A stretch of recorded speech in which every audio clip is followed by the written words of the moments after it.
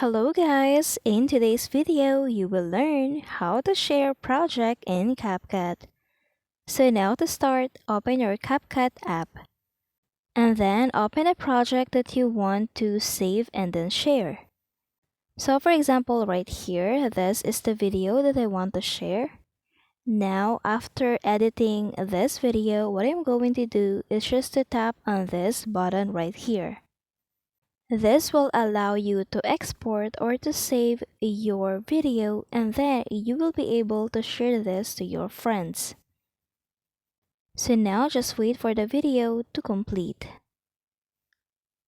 Now after exporting your video, it is now ready to share.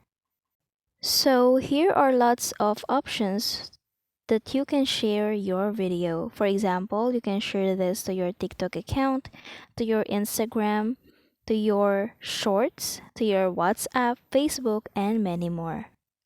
For example, I want this to be shared to my Facebook. So now, just tap on Facebook. And then we will create a post that consists this video. Now just tap on next to create the post that has your video. And that's it. I hope this video helped you out. Thank you for watching.